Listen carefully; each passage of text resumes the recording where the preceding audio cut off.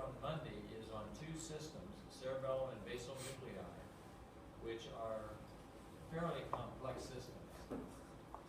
I have whittled it down to things that I think will make a lot of sense to you, but I would suggest you look at those chapters over the weekend, because if you come in thinking, well, he'll tell me everything I want to know, you're going to be lost. Not because I'm trying to lose you, but because you're not, there's going to be terms that we're going to use that you need to know, get some exposure to what they are. Now, the thing that students always say is, yeah, but Dr. Haynes, I don't know the terms, I don't know what they mean. Yeah, but if you see them, and in at least part of their context, then when I talk about it, they'll make sense. But if you have no idea what the term is, what I talk about is not likely to make sense. So, these two systems, all of our systems have been carefully done to try to make it make sense to you. These two, they were kind of tough, and so they have a lot of conceptual things in them, and of course terminology. But again, the terminology is the same as we've been telling you before. It's from cell of origin to termination. There's just a lot of new terms in that. So, any questions? Other than why I'm tormenting you? Okay, today we talk about the motor system, and specifically cortical spinal fibers and cortical nuclear fibers. Again, we will use terms and review things that you've already talked about, but we will put them in a functional context for the system. Okay, the objectives, please go over these. You've had those for a little while. Okay, here's a man stabbed in the back and sustains damage to his spinal cord on the right side. The examination reveals a loss of pain perception and thermal sense from the mid-chest down, and on the lower extremity on one side, and significant weakness of the lower extremity on the side opposite the center. Which of the following is most likely that most specifically the location of this damage? Okay? Somebody want to guess? There's two things in this that are the localizing signs. Stabbed in the back, always a bad thing, on the right side. And loss of pain perception, thermal sets from mid-chest down. So what level of cord is this in? Thoracic. So it's thoracic cord on the right. Okay. So where is the loss of pain perception and thermal sense? On the right or the left? Say again? Left, correct. Because that tract is already passed. That tract is located on this drawing about right there, and it's coming from this side. Okay, and which side is the motor loss? Say again? Right side. Right side, right, because cortical spinal fibers have already crossed and are descending from the spinal cord with double junction down. Okay.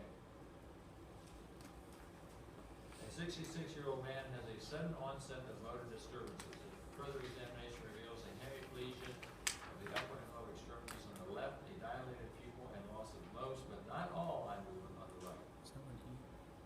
Wherever this combination of deficits localized lesion.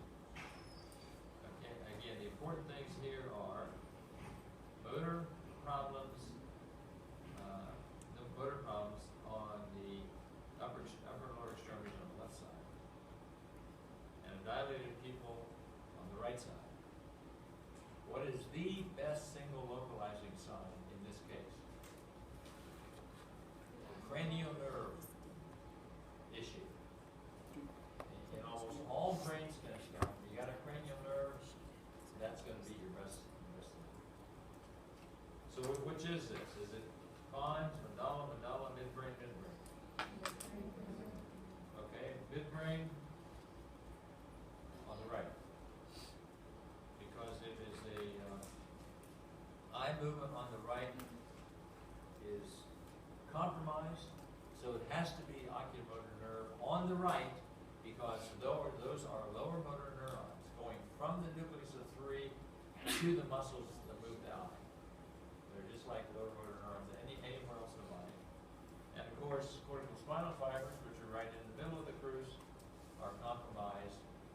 right side of the lesion, they are going to the left side of the cord. Okay, any questions on that? You can see how certain things are really specific, telling you where they are, and other things are part of the overall picture. Okay, let me make a few comments about muscle spindle. My favorite comment is in reference to what is commonly called the deep tendon reflex. And the deep tendon reflex is not actually a tendon reflex. It is a muscle stretch reflex. The reason being the tendon receptor in the body is the Golgi tendon organ, and it, for the large part, inhibits muscle activity. It does not activate it. The muscle stretch reflex, as we'll see here in a minute, activates muscle activity. So the spindle is inside the muscle, and there are several of them inside the muscle. There are the extrafusal fibers are the muscle fibers of the bulk of the muscle. Inside the spindle, there are interfusal muscle fibers, which are located inside the spindle. The spindle has a capsule, and the capsule is attached to the extrafusal fibers. So when the muscle moves, the spindle is stimulated one way or another. Lower motor neurons innervate the extrafusal muscle fibers, and what we call gamma motor neurons innervate the interfusal muscle fibers. Both the extrafusal and interfusal are striated muscle. They're just really tiny ones in the spindle.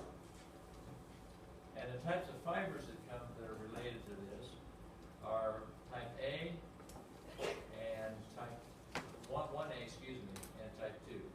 Type 1A are the big, heavily myelinated fibers that I think Dr. McCullough mentioned the other day. And type 2 are also heavily myelinated, but less so they're a little smaller fibers.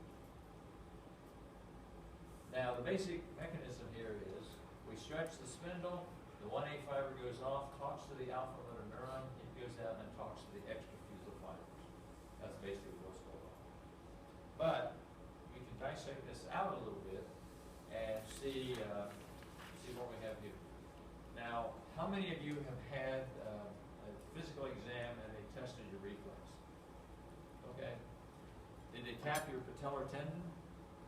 Okay, that's a really common one. It's almost like physicians say, if I tap the patellar tendon and it works, they're fine. Nothing else is wrong. But they can do it on a lot of different places. You can do it for a jaw jerk reflex. You can do it for a biceps reflex. That's actually fairly common, where they'll tell you to hold your hand like this and do it there, and you get this time. Okay. That is passive stretch. That's the perfect example of passive stretch. And what that means is you stretch the extrafusal fibers and do nothing to the spindle. You just let it get stretched. Okay? So what happens down here, the 1A fiber goes off, coming in right here, and when they tap the tendon, the muscle is momentarily stretched, just really quick, and the reflex is like bang right then. It happens so fast that you really can't even think to respond that fast. So, and then that neuron goes out to the extrafusal fibers.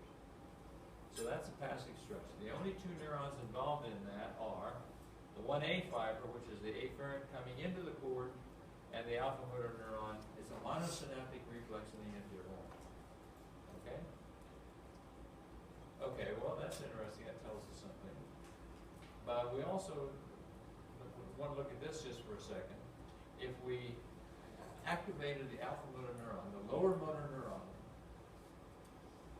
and the extrafusal fibers contracted, and this would almost be, I really don't know of any specific disease process that this would happen in, but it could, where you have alpha motor neurons activated, and that's all.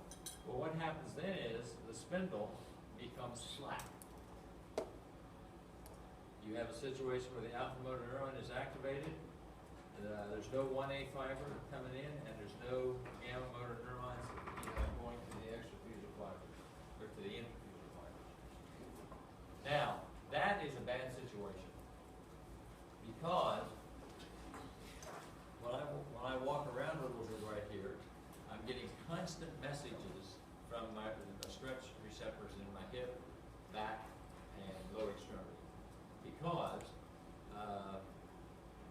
go like this and lose my balance a little bit, my feet will change, you know, in other words, it'll be automatically going on.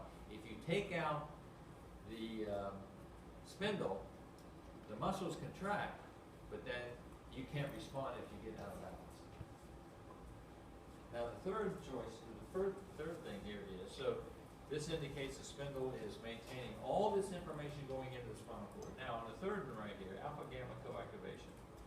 So if we're going to have a situation where I walk around here and my spindles are informed of what's going on, what we have here is well, we can start anywhere we want to. Let's just start with the alpha 1A fiber.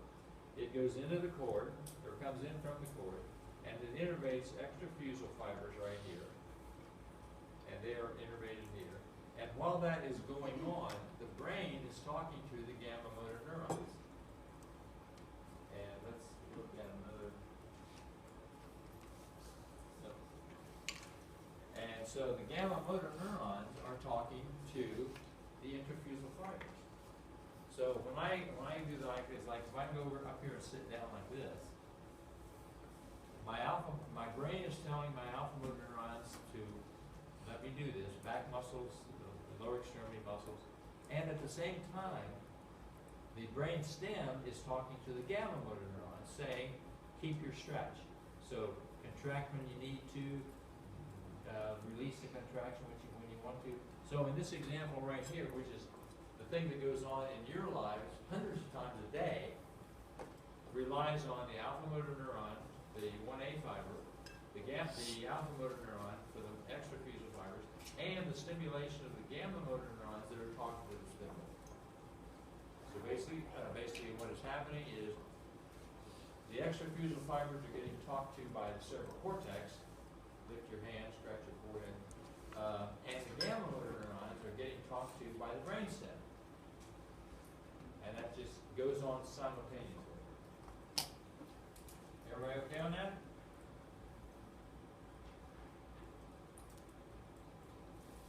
Okay, a quick comment about the neuromuscular junction. This is sometimes called a neuromuscular synapse. And the basic elements are muscle fibers down here, an axon terminal of a neuron whose cell body would be in the anterior cord, or in the anterior horn. And we have a presynaptic part here with full of little vesicosynaptic vesicles that contain acetylcholine. They fuse usually at areas where there's this dense bar of material. And they open channels in the presynaptic membrane, extrude their acetylcholine into the synaptic cleft, and the acetylcholine activates receptors on the surfaces of this post-junctional fold, which is up and down, up and down, up and down. In diseases of the neuromuscular junction, the post-junctional fold will disappear, or get real flat, so it needs extra surface area to function. The excess acetylcholine goes down into the subjunctional fold and is metabolized from acetylcholine into acetate and choline, and then extruded by, and actually extruded, taken up by the presynaptic element and reused. So acetylcholine is the neurotransmitter at neuromuscular junctions, and this is the case for almost all places in the body. Okay, now the target, I wanted to say, myasthenia gravis is a disease of the neuromuscular junction. And I think there's a very short little paragraph in your textbook, you might want to just look that over. Okay, this represents what level of the cord? Somebody? Cervical. Oval, big, gray matter, big white matter. Cervical. So, for everything going to the body, from the cortical spinal system and from the brainstem, it will descend and terminate in some part of this part of the system. Now, some of these things we looked at before, so I'm not going to talk about it. We've done posterior column, we've done the anterolateral system, and today we're going to talk about cortical spinal fibers right here. And the anterior cortical spinal tract is right here. We're not really going to mention that because it has almost no clinical significance. The reason being, anterior cortical spinal fibers represent about maybe 15% or something like that of all cortical spinal fibers, and most of them cross before they terminate. So it's really a cross system. As we have been stressing, the lower extremity, trunk, and upper extremity are somatotopically laid out in the lateral funiculus, in the lateral cortical spinal tract. And I know we beat this somatotopy thing to death, but I'm going to beat it just for a couple more minutes here. Where do you think the lower extremity cortical spinal fibers come from? Where do you think? Be very specific.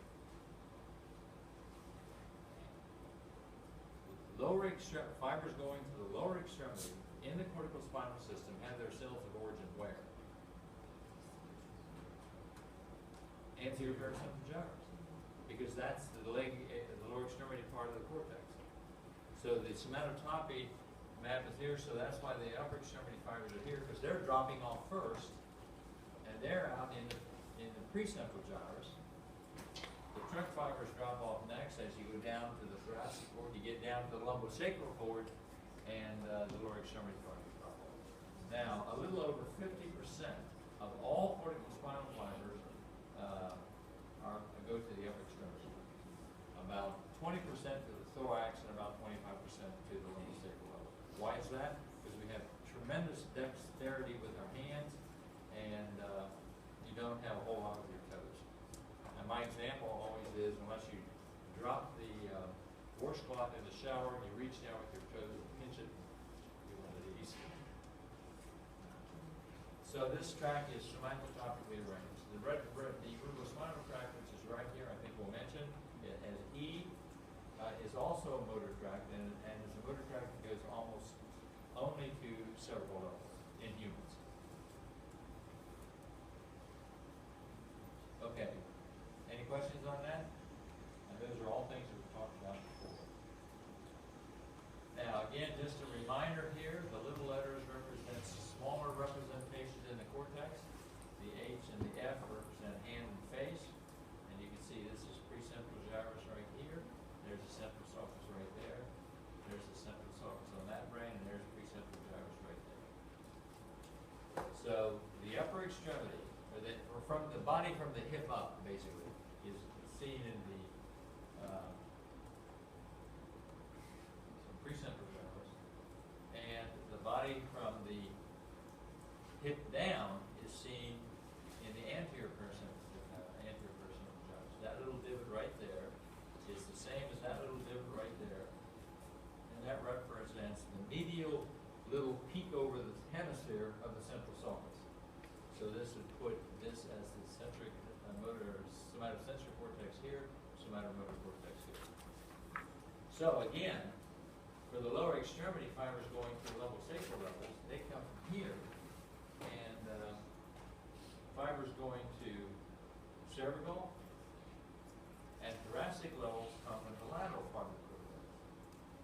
So they have a different blood supply, they have a different trajectory, but the map of their locations is maintained throughout the system.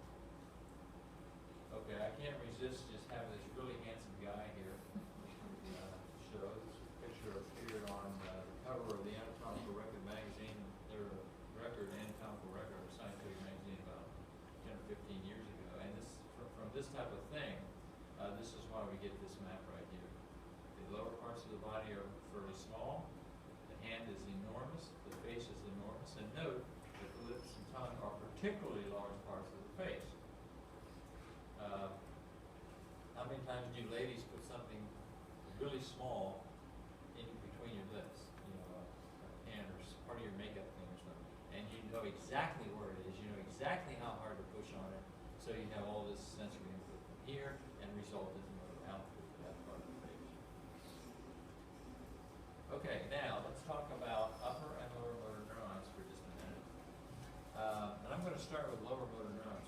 How would you define a lower motor neuron? Other than the fact that it's lower. Okay.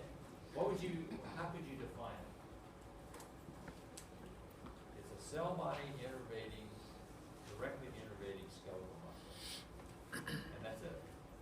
Because there's no synapse between the alpha motor neuron starting out the anterior root.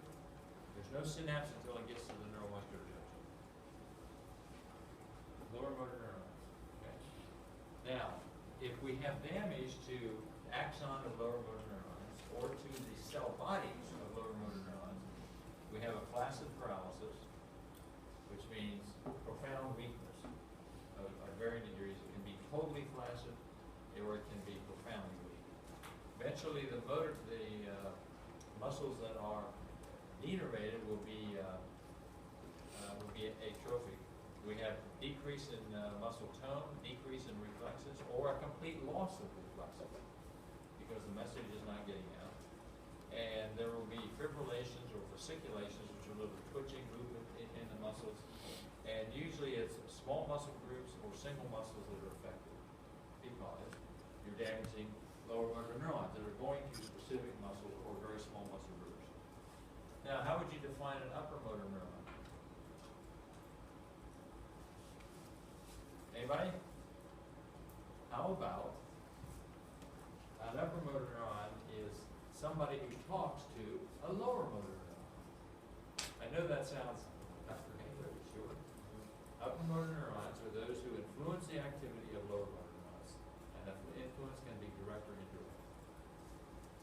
Now, if we have a lesion of upper motor neurons, we are initially weak, and eventually that muscle or muscle groups, usually it's muscle groups, will become spastic. And this isn't the spasticity that you see when your little brother does something really stupid and you say, Henry, don't be so spastic. This is spasticity that is related to movements of the extremities. Basically, it is the resistance to passive movement. If you move the arm, you'll see people with upper neurons resist. If you move them really quick, the resistance increases. And eventually that goes away. They are hypertonic.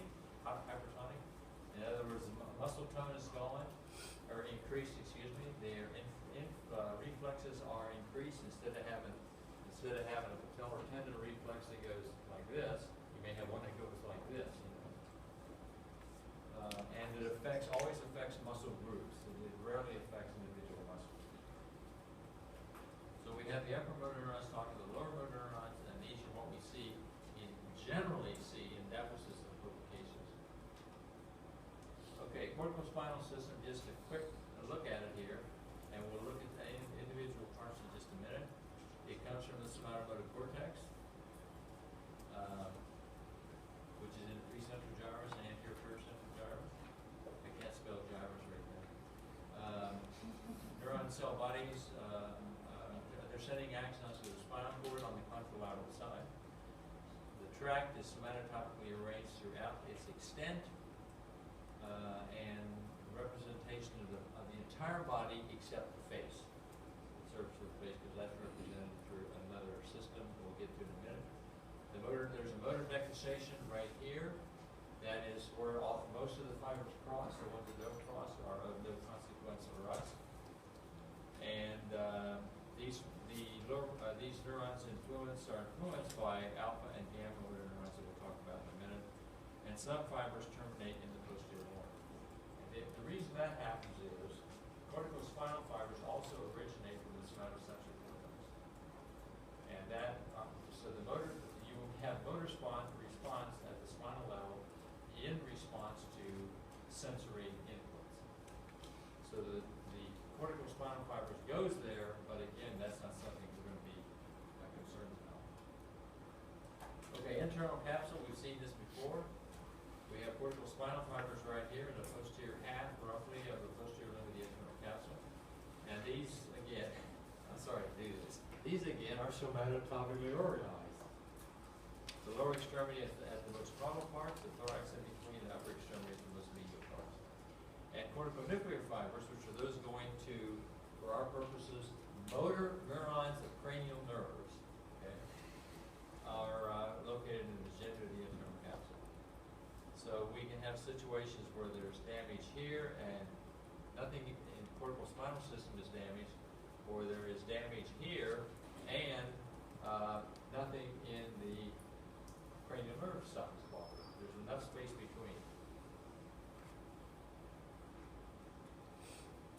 Okay, this is a crus cerebri right here, and another version of it right here. And this is how these fibers coming from the cortex are laid out.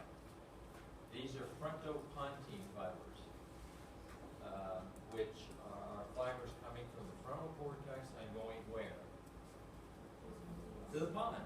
Frontopontine. Again, the terms are the same thing. Then we have the cortical nuclear fibers right here, which are concerned with the face and oral cavity. Here we have the upper extremity, lower extremity, and then here we have, simply to help you remember, what I call pot fibers. Now, I don't condone anything, don't read this, anything into this. These are parietal, occipital, and temporopontine fibers. And that's a little acronym that really helps you remember. So these fibers are descending. Right here we have cranial nerve 3, and here's parts of the fibers coming from the motor nucleus of 3.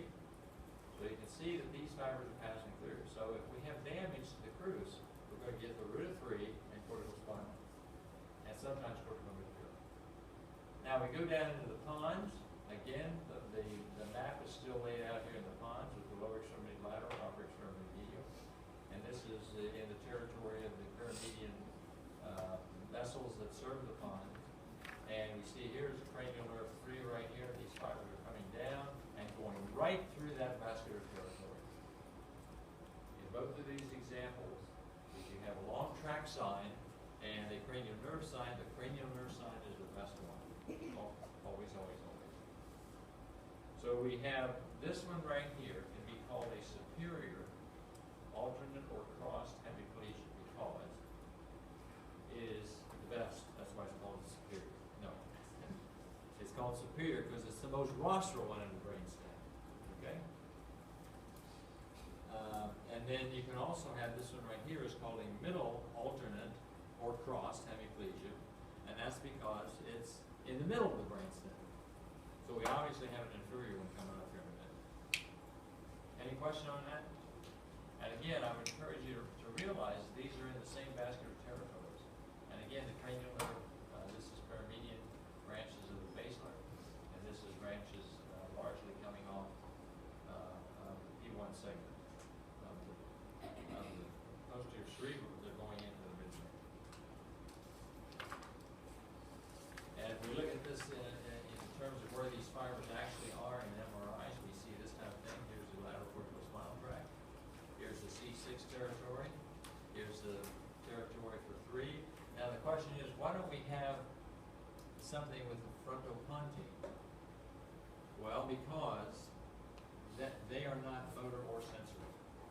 They are communicating with the pons, which is communicating with the cerebellum, but they are not conveying specific motor or sensory information. Also, when you see a patient that has a hemiparesis on one side of the body, they're not going to be able to show you whether they're coordinated or not because they can't walk properly. So the paralysis or the hemiparesis overrides any little thing that would be related to the cerebellum. If all you had was the frontopontine fibers, you could probably detect discoordination, or the patient doesn't walk quite right and stuff like that. You can see that, but you can't see that if the patient can't walk. So you have a hierarchy of deficits, some that are overrule the other deficits. Okay, here we see them in the pyramid. Here in the pons again, you see the layout. Here we have in the pyramid with the lower extremity lateral, upper extremity medial. And here is the cranial nerve. This is the medial part of the medulla. And this is an inferior alternate or crossed hemiplegia because it has corticospinal plus rootoid. And again, inferior because it's the most caudal one in the brainstem. So we have all 3 of these cranial nerves adjacent to the long tract. And this is a hemisection of the spinal cord, which gives you loss of. This would be a hemisection on the right. So this gives you ipsilateral corticospinal deficits. No cranial nerve deficits. That's the important thing about spinal cord lesions. No matter what you do with it, there's no cranial nerve deficits. So that's a localizing sign. It would tell you your patient may have a problem, but it's not going to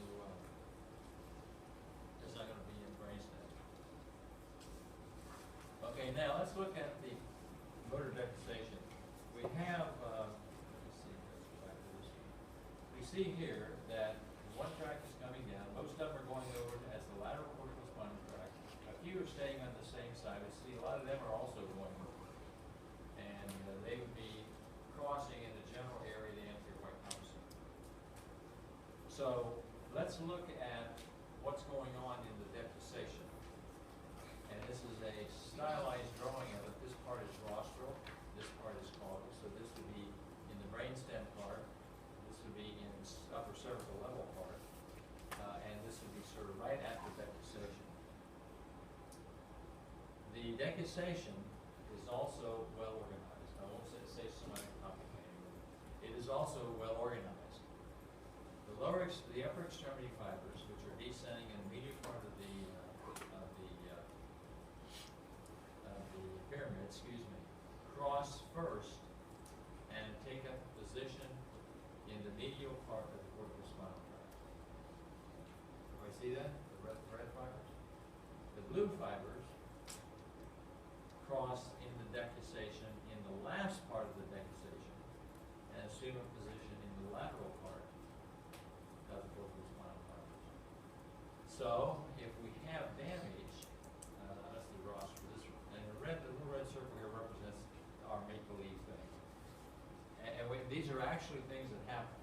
I had a conversation with a neurosurgeon buddy of mine recently, and we were talking. I don't know how we got on this, but we were talking about the organization of these fibers. He said, and I told him about this, and he said, "Oh, that's really interesting. I'm not sure I knew that. That's really interesting." So we talked about it for a couple minutes. So about a month later, he comes by my office and said, "Guess what? We had a case exactly like what we were talking about, and nobody knew what was going on. I did." So he's a little behind the times. Anyway, if you have a small damage in the midline, in the more rostral parts of the decussation, the decussation is not an instantaneous crossing of everything. It goes for a little distance. Then you would lose both upper extremities with no compromise of the lower extremities. If you have a lesion in the caudal part of the decussation, in the midline of it, you would lose both lower extremities, but not the upper extremities. And my buddy, the one he saw was an upper extremity lesion. Now, if we move off the midline right here, then we get something like this, which gives you the leg on the opposite side and we get the motor decussation before it crosses and the leg after it crosses. So you have a sensory motor losses on alternate sides, which is fairly unusual. And this whole thing would represent the motor decussation. Now, one thing that I'm just going to say here is right here. Right here we have the medial motor cell column in this spinal cord medulla junction, and the accessory nucleus is right out here. If this lesion got real big, it got the accessory nucleus, then you would have some cranial nerve deficits. That is the only example where you can get corticospinal fibers and cranial nerve deficits. It would be right at the medulla spinal cord junction. Any question? Okay. Now, here is anterior horn right here at cervical level. And we have there is a somatotopic map here. The same pattern. At what other level would you see this identical pattern? Now, just take a minute. Lumbosacral, because it has the lower extremity. Okay, so you would have the same pattern. And the pattern is axial muscles are most medial. And all these cell bodies out in this area here represent extensors and flexors, more proximal muscles and more distal muscles. So the fingers would be out here, for example, and the axial muscles here, and then right here would be the muscles that are up close to the trunk, but not part of the axial part of the skeleton.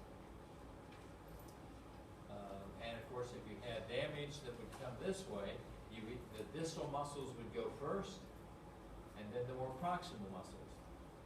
If you had damage coming this way into the axial first, you would have axial muscles first, so you'd have a lot of gait problems, and then it would go to the distal part, and then more to the proximal part, and then more to the distal part. So it just follows what you have here, recognizing the fact that cortical spinal fibers are coming in how they're laid out in the anterior horn.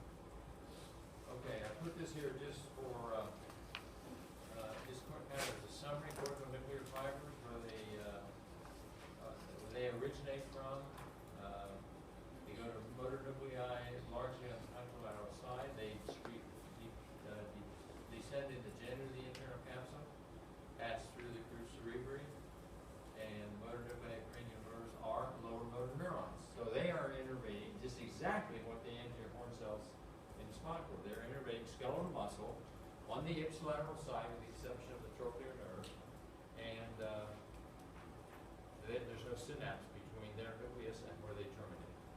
The only difference is they are terminating skeletal muscles of the head. Three examples we have seen here: oculomotor, reduces, and hypoglossal, where they pass through. They are all located adjacent to cortical spinal fibers, therefore can be included.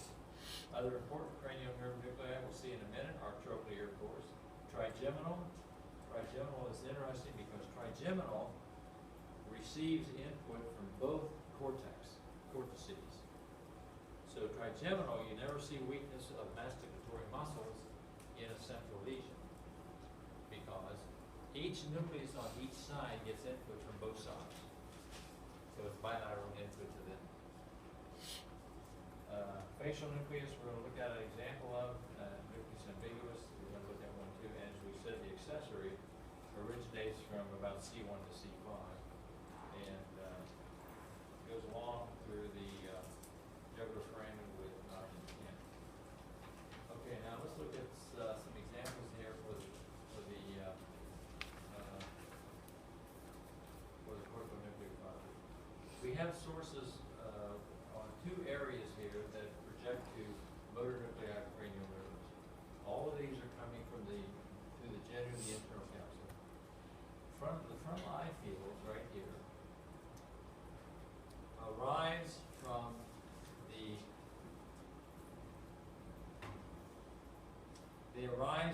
the frontal gyri right in front of the precentral gyrus. Okay, and usually that's the middle frontal gyrus. And there's an area there that gives rise to these descending fibers. They're called the frontal eye fields. What does that tell you? Eyes, 3, 4, and 6. Isn't that easy? So the oculomotor nerve, the trochlear nerve, and the abducens nerve get input from the frontal eye fields. This input is largely indirect. Fibers come down through the genu. They go to relay nuclei located right around these lower motor neurons. Then those nuclei project to the lower motor neurons, and that's a unique feature of corticonuclear fibers 2, 3, 4, and 6. And here's an example of oculomotor nucleus right there. There's trochlear right there, and there is trigeminal. There's trigeminal motor nucleus right here. Now, from the motor cortex, we see fibers coming down through the genu of the internal capsule and giving rise to a lot of nuclei here. For example, the trigeminal nucleus, as you can see from that fiber being the same size as that one over there, the trigeminal nucleus gets bilateral input from this side. So if there's a lesion in the motor cortex on that side, no weakness of masticatory muscles. Yeah, it's all the same. Okay, let's go on to the next one, because that shows. Okay, here we have now abducens nucleus, facial, and ambiguous right here. So fibers coming down to the abducens nucleus, again, most of those are coming from frontal eye fields. And you can see they're coming to the nucleus, but many of them are coming through relay nuclei. Now the facial nucleus is right here, and it has sort of divided into a part that serves the upper face and a part that serves the lower face. The part that serves the upper face basically gets bilateral input from the motor cortex on this side. So if there's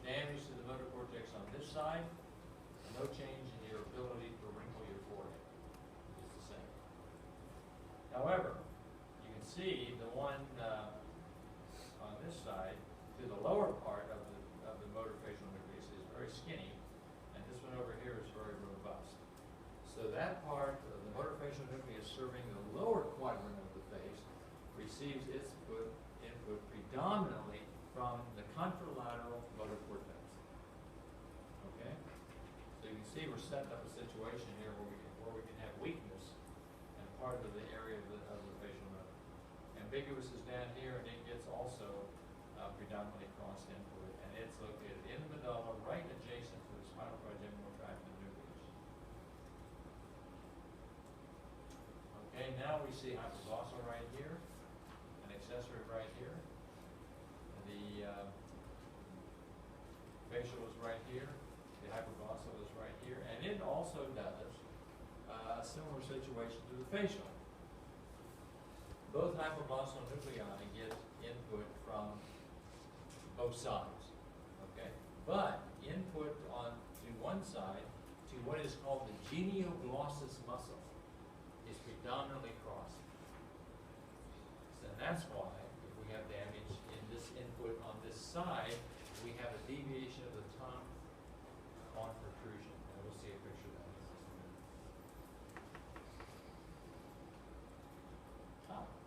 Upper median. This is the protruding tongue. Interestingly enough, in that gentleman, he had a tumor of some kind in his neck on one side, and they took the tumor out. And when he woke up, he was doing this, which meant that they cut the hypoglossal nerve in the process. But he was told that's just related to the surgery. Okay, this is why we have lawyers. Anyway, but it's not related to the surgery. It's related to the fact that you cut the hypoglossal nerve. And a good surgeon can get around the hypoglossal nerve. It's a pretty good size. Okay, so here we have the facial nerve.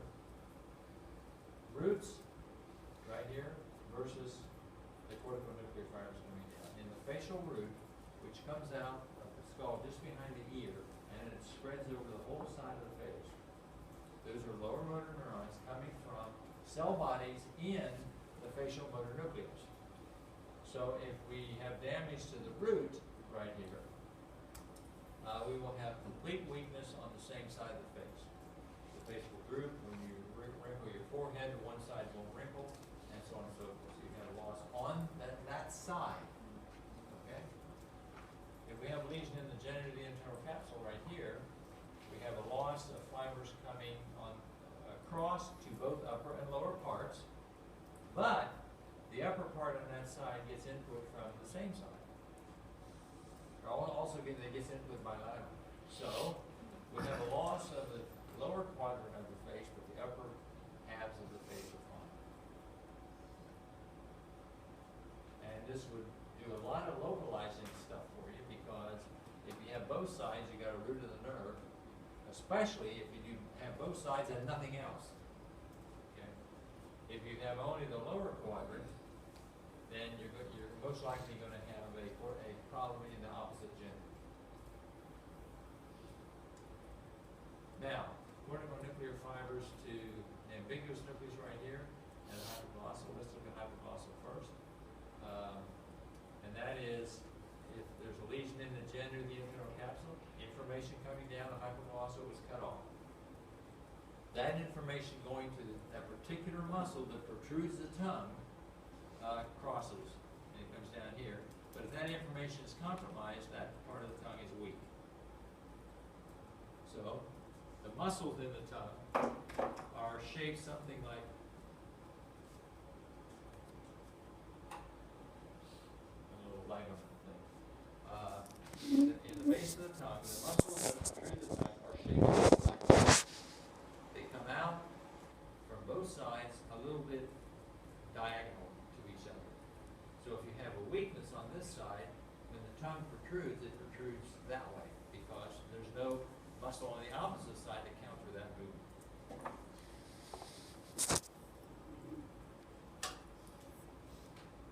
So this would indicate a damage to either the root of the fiber, the root of the hypoglossal nerve, or to the cortex, giving rise to the corticonuclear fibers. How would we tell the difference? Well, if all you have is this, it's the root. If you have the genu, you're going to have the tongue deviation and a face problem. Again, you would look at the totality and say, gee, I got three things here, so this can't be the root of the hypoglossal nerve. And the interesting thing is the uvula. The ambiguous nucleus innervates the uvula and a few other things in the mouth. But this is very obvious. If you ever looked in the mirror at yourself, you can see a uvula hanging down back there. And it's similar to the hypoglossal nerve, but at the same time different. It is, those projections are contralateral. So if there's a compromise of those fibers, that side of the uvula is weak. Okay? So let's look at a better picture of that. So if I flip this over so it matches the two pictures. So this side of the uvula is weak because of the lesion on the contralateral side of the genu. So the uvula will hang a little bit towards the strong side because the muscles in the uvula are still contracting on that side. So they're going to pull it over a little bit. Everybody follow that? It's an arch of muscles. Then if your patient, if you say to the patient, say, ah, then the uvula goes very hard against this side because there's no muscles here are very weak and muscles there are very strong. So they're just going to pull it over all the way. Everybody okay with that? Okay. Now I want to mention two last things here. These are two herniation syndromes. Herniation is when something happens in one part of the skull and something swells, there's bleeding, or it could be anything. A big tumor is growing like crazy or something like that. The brain will herniate because it's got to go somewhere because it's gelatinous. It's sort of like jelly or like jello. Go home and make a bowl of jello tonight and you can just shake the bowl and it'll slush around like that. And the uncus, which we've talked about on numerous occasions, is located in the medial edge, right here, of the perihippocampal gyrus. It's a little pimple that sticks medial. And it's important because if we have anything going on in the temporal lobe, the uncus is going to crawl over the edge of the tentorium cerebelli and go down into the brainstem. Once that happens, you can't operate and pull it back up. It's going to stay there. And herniations can be very, very serious. Now, here's an example of a herniation, of an uncal herniation. And here's the protrusion right there. Here's the protrusion right here. In fact, this one has part of the perihippocampal gyrus with it. And you can see the shape of the midbrain is right here. And you can see it's been pushed over that direction. It's been pushed from the right towards the left. Everybody can see that? So we have, there's some blood in the interconnector fossa right there. There's some blood along the edges of the tentorium cerebellum. Here's a normal midbrain right here. And we can see the third nerve right there on that specimen. So if this protrusion comes over here, we see it all right here. It's coming over the edge and going down, pushing the midbrain off to one side. And what's happening is it's pushing on the crus cerebri, which contains the corticospinal fibers. It's moving the midbrain, which contains the roots of three right here, and there's part of it right there. So what we have is damage to both corticospinal fibers and to the root of three on that side. And usually the damage to the root of three is avulsion. In other words, the root gets pulled out of its origin because, again, it's not going to be able to move out of the way. So what we have in this situation is a cross alternate hemiplegia. On this example, this being the right side, we have a left-sided corticospinal problem and a right-sided root of three. And that's right. That's what it should be, or it classically is. So we have one on one side, one on the other side. That tells you specifically different. Now, look at another example. What we have here is the same type of thing happening. Oh, I should tell you. You see on the side of the herniation, you see there's some damage in the cortex right here. Most of the gyri and sulci are effaced. You can't see the sulci. You can see them over here. The the ventricle is big, the ventricle is almost gone. There are many things in the picture that would tell you that the pressure is on this side and going to the other side.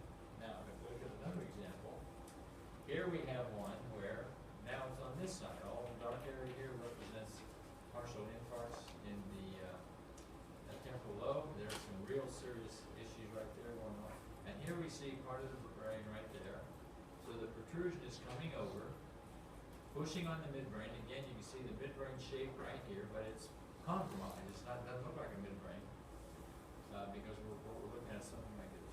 So the midbrain is moving over from left towards the right, from the left side towards the right side. And the crus is being impaled on the edge of the tentorium right here. So instead of being just pushed on real hard, now it's getting stuck on the edge of the fold of the dura. And of course, that's like putting a knife in your jello. Okay? You're going to cut it, damage it. But as it's moving over this way, it's taking out the third nerve on this side, right here. So as it's moving this way, the left third nerve is being compromised and cortical spinal fibers on the right are being compromised. Well, what that gives us is the lesion is here for the cortical spinal, so it goes over to the left side, and it is a left third nerve, which is not supposed to be the case. And that the cortical spinal in this case would be the false localizing sign. In other words, it's just not supposed to be that way. So somebody's got to take the blame. The cortical spinal takes the blame. This is, if you get into medicine and want to read a really interesting paper, the original description of Kernighan is really interesting because physicians rarely admit they made mistakes. And Kernighan is really well known for his studies of brain tumors. And he said, in this paper, he said, you know, we had these funny cases where we diagnosed what was going on, and then when he did the autopsy, that wasn't the way it was. So he wrote this really interesting paper saying, basically, we screwed up, and here's why we screwed up, and here's the condition and stuff like that. It was really almost refreshing to read it because he was a well-known neuropathologist, and he acknowledged that here they didn't really know what was going on. Okay. 37-year-old man presents with significant motor deficits at the emergency department. The MRIs of the DWI on the left and the DWI and the flare are two images that measure relative amounts of fluid. In the DWI, the fluid in the brain is that we're talking about is more dark, and the fluid in this axial MRI here is more light. Reveal a defect in the hemisphere of this man based on the location of the lesion. What are the most likely deficits experienced? So where's the lesion? Okay, look at this one here. Where is a dark area, obvious dark area in the brain? And don't pick up these little things here. That's not it. Yes? What's DWI and flare? They're special procedures for MRIs that measure fluids. Okay, and in this right here, there's in the area that corresponds to the black here, there's a white one here. Because again, we're measuring fluid. Okay? Dark? Light. Ever see that? I'm not making it up, honestly, it's there. So there's the DWI and the MRI here, so flare here. So the lesion, where's the lesion? Where's the lesion? Posterior limb of the internal capsule, right? There's body, there's the anterior limb, there's posterior limb right there, there's the thalamus right there. That's going to be posterior limb of the internal capsule. They match, so the lesion is in the left posterior limb of the internal capsule. Area of the cortical spinal fibers to upper and lower extremity. Everybody see it? Okay. Alrighty, I think we're done. Please review your take-home messages. And again, I want to remind you about the last session tomorrow, but long to and again, please read for Monday's lecture because I want to get as much out of it as possible, but Thank you.